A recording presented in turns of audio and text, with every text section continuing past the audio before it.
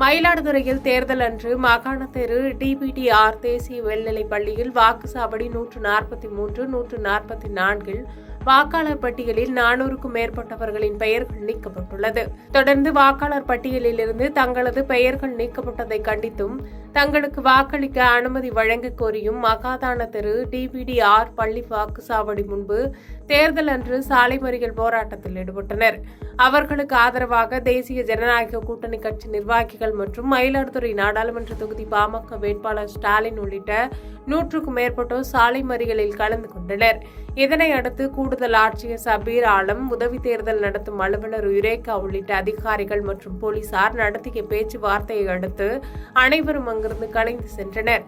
இந்நிலையில் இச்சம்பவம் தொடர்பாக மயிலாடுதுறை காவல் நிலைய போலீசார் சட்டவிரோதமாக கூடி பொதுமக்களுக்கு இடையூறு செய்யும் வகையில் சாலை மறியலில் ஈடுபட்டதாக 143, 341 ஆகிய சட்டப்பிரிவுகளின் கீழ் பாமக மாவட்ட தலைவர் பழனிசாமி மற்றும் தேசிய ஜனநாயக கூட்டணி கட்சியினர் உள்ளிட்ட 100 பேர் மீது வழக்கு பதிவு செய்துள்ளனர்.